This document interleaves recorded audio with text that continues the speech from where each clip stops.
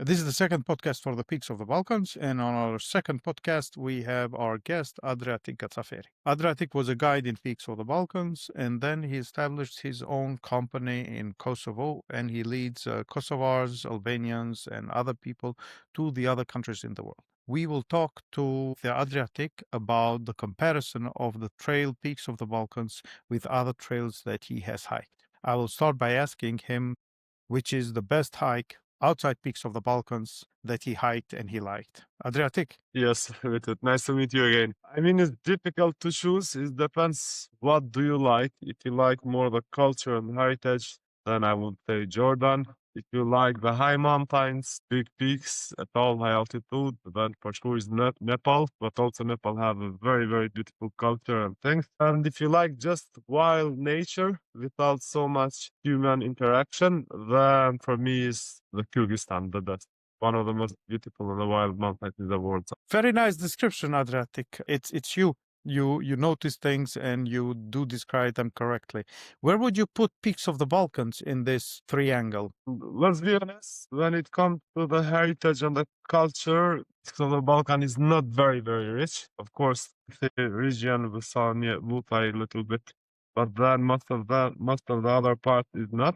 This is because most of the part are wild. It means there is not so much infrastructure, religious infrastructure, or others like in the other places. But then when it comes to the history, especially if you are with a guide in the peaks of the Balkan, every step or every meters of that trail, it tells you some story. It tells you something from the stories of the communist Albania, very dictatorial regime that kept Albanian closed for so many years, then to the war in Kosovo, and then communism and ex-Yugoslavia and Montenegro. Every part of that mountains have something to say. I mean, to me, still Peaks of Balkan is more about beauty rather than historical, because also the beauty changed so much from one day to another day. But also there is a lot of history for sure.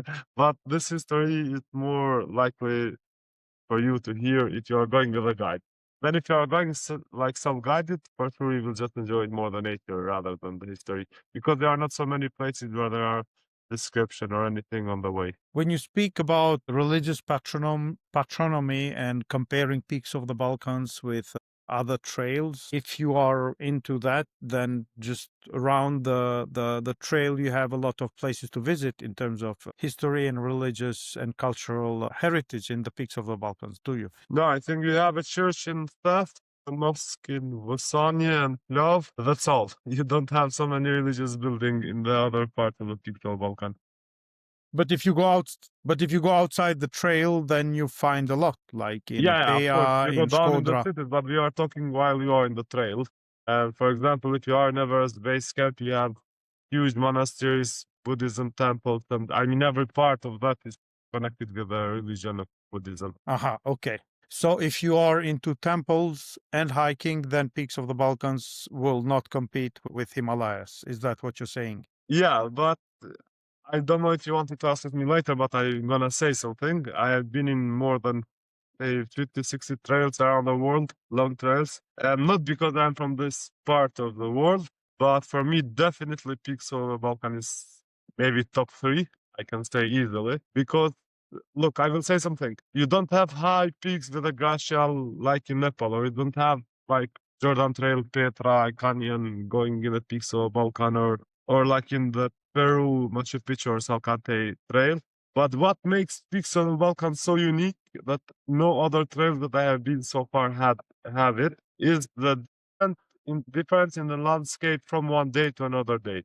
For example, you start from Theth to Valbona, and you have these high rocky mountains that it looks that you are at least in 4 or 5 thousand meters altitude. You can't believe if someone doesn't tell you what is the correct altitude that you are just in 2000. Then the next day you go from Valbona to Cherem, and you are going from these rocky mountains to the forest of the Goshi River National Park. And the landscape changed so much in just 2 hours before crossing this slopey path.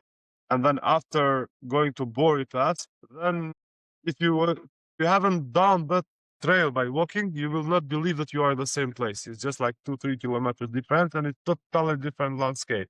Then you go from Cherem to Doberdon, from this old pine forest of the Gosh River to these high grass fields. It's totally different. Then you go to Gacaferi, where it's mix of everything, and Jaravica, and then Midisha, and then back to Babinopolia, and then Musania.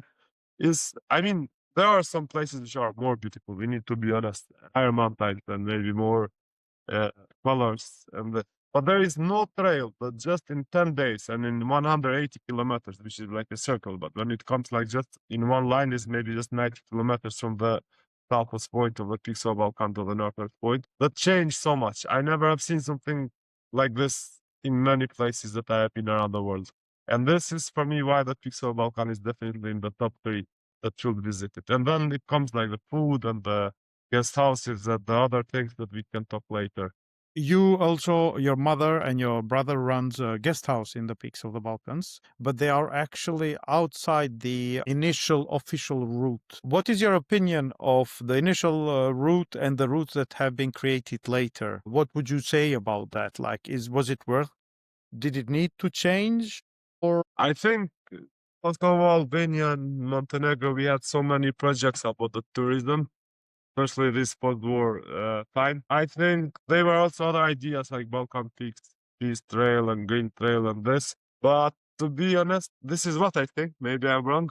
It looked like no one really believed that we will have a product like Pizza or Balkan and it will be so successful. Today, I am visiting many places around the world and I meet different hikers. And for sure, they either have done the Pixel Balkan or it is in their wish list to do it. Almost everyone who is in the trekking know already is about the Pixel Balkan. And I think when they started, they had a good idea to connect these three countries in this beautiful trail and to create a good thing that it will help tourism to grow. But I think I don't want to blame the other people because most of them are our friends and our colleagues. But I think they didn't accept to be such a big thing, Pixel Balkan, and some of the trails they just find the easiest way. For example, from Valbrona to Sharon, it makes no sense to walk in the car road 20 while in the other side of the mountains you have this beautiful trail called Slopey Pass, and then you can even climb the highest peak of Montenegro, which is Lacolota. And even the name Peaks of the Balkan, it called it Peaks of the Balkans, but actually there is no peak that you climb if you stay just in the official trail. And this is for me why it's always better to change a little bit. Not only the day, but many days. And then also what happened is that this Peaks of the Balkan, it is like 12, 15 years old. And in that time, our economies of the three countries were not very good. And nowadays, this economy have increased, and also the investment from the public and the private investment have increased. And today you have many roads, which I think is not good for the Pixel Balkan. For me, Pixel Balkan should not belong just to the people of Montenegro, Albania, Kosovo, or people who live there. Pixel Balkan should belong to everyone in the world full of nature and the trekking and to create this, to make this kind of trail. And for me, as soon that it is possible, we need to protect Pixel Balkan. And where is the Pixel Balkan trail? It should be a regulation that you cannot build without any permission of someone who knows better the things how to protect this kind of trail. Because sometimes we say it's easy to create, but it's difficult to maintain. And what is happening with the Pixel Balkan is that in the last years, there's so much development around new roads. For example, from Cherem to Doberdal, they are building a kind of highway which it make no sense seeing truckers walking and then are these excavators and these big machines working. And this is why I think we either need to change a little bit Pixel Balkan. Some of the trails we need to create new trails and to put them in the map and to give recommendations to everyone to do that. Or we need to stop building these roads and this infrastructure. This is why I think if someone did Pixel Balkan 10 or 5 years ago, he should consider it while doing now the route which is take. Because if it was a very beautiful trail 5 years ago, very wild and untouched, maybe today is not anymore. But what is good is that you have so many opportunities. In each of the trail, there are all other sides of the trail which you still can have very beautiful. And some of them are even more beautiful previous ones. What is the trail that you would like the best, which is outside the peaks of the Balkans? So we have the Grboja, we have Jeravica, we have Gacaferi, we have Yeah. Perslopi. Which one you would say is the You mean best? outside the official peaks of the Balkan? I will Yes, give you, I cannot pick only in one, but I will give you just few examples. For they're too example, good to have only one, huh? you want only one? No, they are too good to have only Yeah, one. exactly. For example, you are starting in Shkodra, and if somehow you don't want to be in this very popular trail from Theft to Valbona, you either can go by Koma Lake, taking a beautiful ferry, and then walk from Dragobia to Valbona, very short, like 7-8 kilometers hike into the Valbona, but it's very good for the first day of the hiking, especially if you are with a group. Or you can go by Kelman Valley, one of the most beautiful valley, and especially also in the bad weather is good because you are quite low and the temperature is good. And then you can do the passing from Lepusha to Gerboia via Talionka Peak, which is very beautiful. And Talionka Peak is one of the most beautiful place in the Balkans. And unfortunately, it's not officially the peaks of Balkan, but it's very easy to access from Butania or from Gusi or Kyav. Or you can do that passing and then starting from that to doing this Valbona, Musania to that. But then, for example, also if you want to, if you're running out of the time, let's say you have 4 days in Albania and you still want to do the peaks of Balkan. I don't recommend you from Valbona going to Doberdal and then this because it will be long and you never can finish in the 4 days. But for example, you can do a very good 3 days trail from Valbona directly to Utaj or Basania. You have two options there, like one option via Preslopi path and another one, which is one of the most beautiful trail in the Balkans. Sorry, because for everyone I say one of the most, but even if you ask me which is the most beautiful, I have no idea. Always when I'm in the last one, I will say this one is the most beautiful because all of them are so beautiful, but are so different from each other. And another trail is following the Rossi Peak Trail and then going to Porumi Path and going down to Jezerta Lakes and then to Bupai. That is maybe the most beautiful trail of all of that. And then you can go from Butai to That, from That to Valbona, and you can do this 3 day cycle in Pixel Balkan. Or if you are in Kosovo, you can go from Dobrdol to Jeravica, what is your company doing already, and then down to Gacaferi, and then from Gacaferi you can go in Milishevs. I have seen many people in these Pixel Balkan groups that they are complaining that, oh, I don't want to visit Kosovo because so much asphalt in Rugova. That is true. There is asphalt in Rugova, but it wasn't some years ago. But you can still visit Kosovo, for example, and sleep 2 nights in Kosovo from Dobrdol to Jeravic. And in case of the bad weather, you can just pass this Tropoja Lake Pass or Three Border Peak and go down to Gacaferi. And then from Gacaferi, going to Milishevs or Roshkodol or Zlanopoj. And then from Roshkodol and Zlanopoj, you go to Babinopolje. And in this scenario, you have 2 nights in Kosovo, different food, different culture, and for some things maybe even better than in the other countries, sorry to say that. And you are walking 0 meters in asphalt or in the coral. 0, 0, 0. While you are doing job to Busania or doing Busania to That or That to Valbona, at least you walk 5, 6 or even more kilometers in the coral.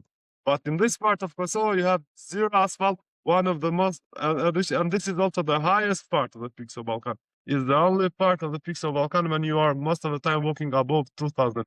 You can also do the other part and then skip the asphalt with a small transfer.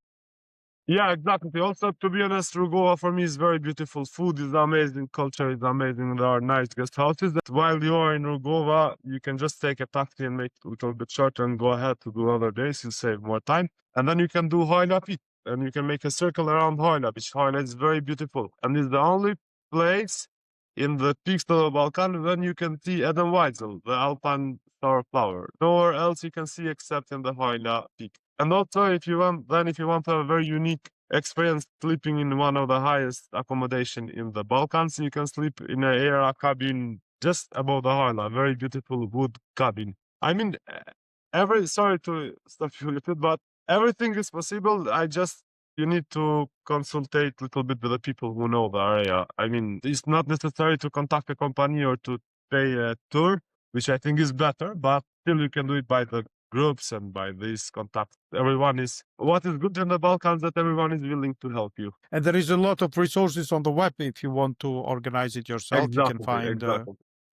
Mhm.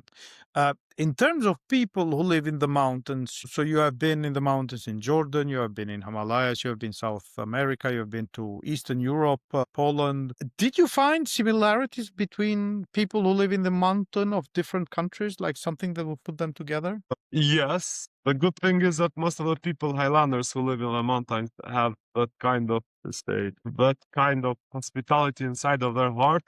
Maybe because they have lived so isolated for many years and they were waiting for the outsiders to visit them, and they are very hospitality and very good people in this. And sometimes one thing that I see also in common is not good to say, what we need to say is that maybe because the lack of the information, not so much taking care about the nature and the environment. This is changing for sure. Compared with many years ago, it's much better, but still is something that need to be mentioned. Not to criticize them, but just to tell them that it can be better. And it's interesting, for example, also in the some tradition. I don't know how, but when I was in Nepal, in 2021, I was alone there and it was COVID. It was no big groups or anything. And I spent most of the time with the Nepali families sleeping in their houses. They invited me.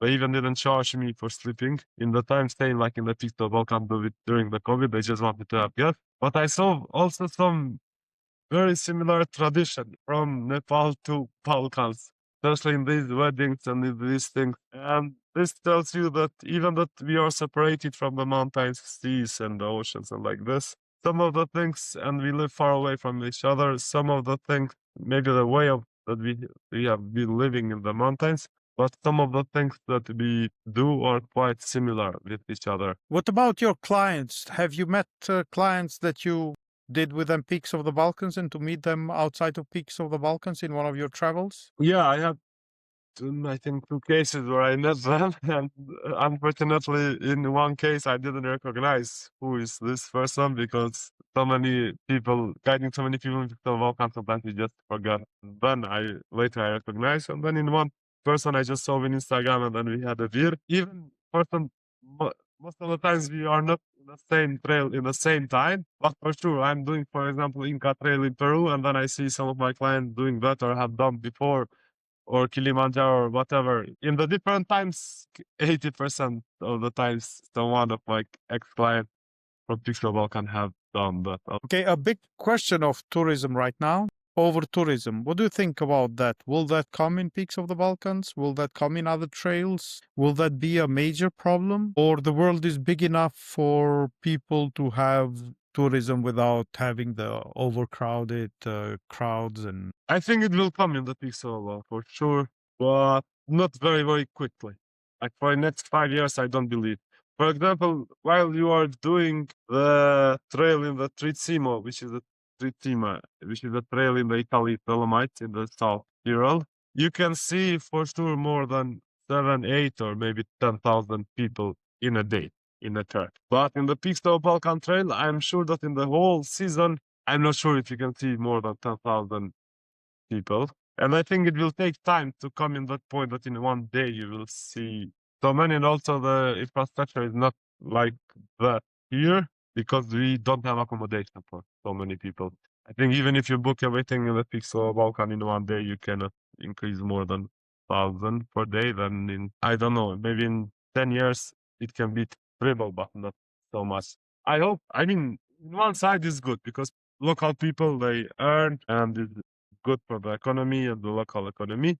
In the other time, personally, I don't like to see overcrowded peaks of the Balkan Trail. But it's something that we cannot stop. It's not in our hands. We cannot change. If it happen, it will happen. And I hope if it will happen, it will happen in a good way, not in a very bad way, what I have seen in some places. you touched a little bit the economy. And in your experience, because you're around Peaks of the Balkans for almost 10 years now, have you seen people going out of poverty, people maybe getting rich, or people just earning proper wages and income while you were in the Peaks of the Balkans to see their transition from poor Yeah, to middle class? yeah, it have helped it a lot the economy is not, I'm local economy here, is not only about the guest houses, is about farmers who have products like cheese and milk and meat and the other things. Then is about the people who do transfers of the luggage, transfer of the people, and then is about the guides, about so many things around. I mean, if someone is spending 1,000 euro or 500 euro in the Pixel Balkan in the summer, that 500 euro until the end of the season, it will go like 2,000, 3,000 euro easily because it moves so much things around the Pixel Balkan. And I think this is a good point. I have seen many people, and what is also good is that these people, in most of those cases, and not everywhere, unfortunately, in not most of the cases, what they are earning from the Pixel Balkan, they are investing still there in the good way. For example, 10 years ago, it was almost impossible to have guest houses with a private bathroom inside the room. Nowadays, in most of the places you have it. That has came because of this, what they earned it in the previous years. 10 years ago, it was, yeah, but even 3, 4 years ago, I remember even after COVID, in very few guest houses you had internet access. Nowadays, I think you have everywhere. This is also because of the technology, but still, it was possible also at that time. It was more about the economic side. What to say else? Let's say today you have hot water, hot showers, in every guest house. You have even in most of them like laundering machine and these things. And I think it's good because people are also, they are seeing Pixel Volcan not like a very short-term investment. They are seeing like a long-term investment. They are so much related now with the guest houses, with the transfer, with the companies that they are doing, that they are willing even to invest their money, but they haven't earned it from this Pixel Balkan Trail because they see it like a very, like very good investment for the long term. Okay. Before we go, what is your advice to people who want to go to Peaks of the Balkans? What should they do? How should they prepare? And how My many days they recommendation should spend? My recommendation is that try to spend at least 10 days. And when you are here in the laptop or in the home just staying or in the coffee, the day is so long.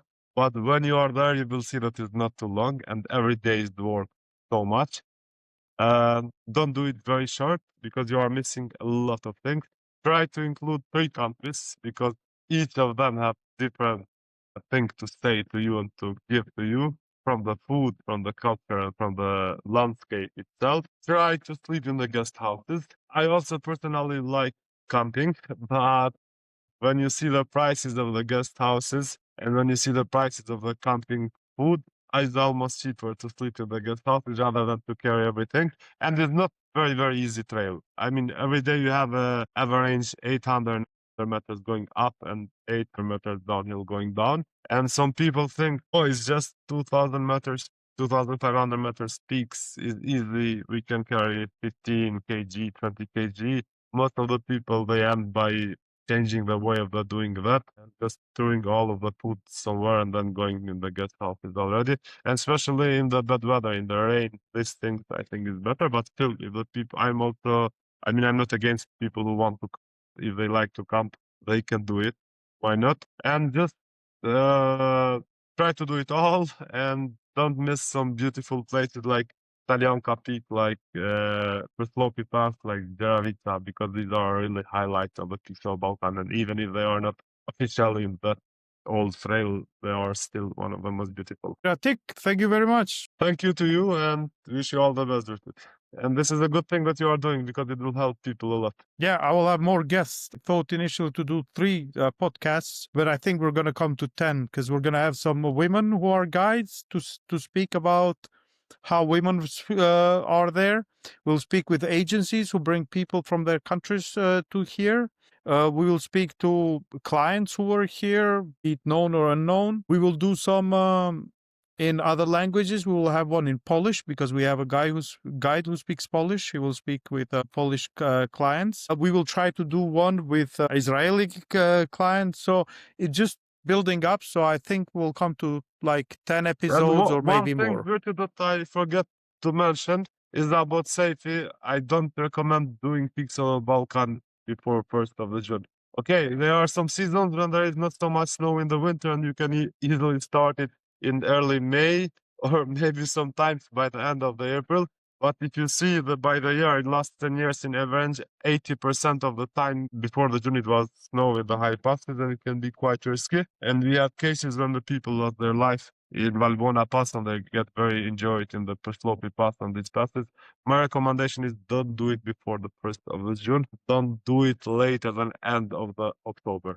November, sometimes you can have some good windows, but still in one day, everything can change. It could be very cold and quite risky. Yeah, and if you do it, you have to get prepared for bad weather. You need equipment, and you need guide. You need to If you check do it before properly. this date, definitely do it with a guide because otherwise it can be risky. Thank you, Virtut, and wish you all the best. Thank you. Yeah,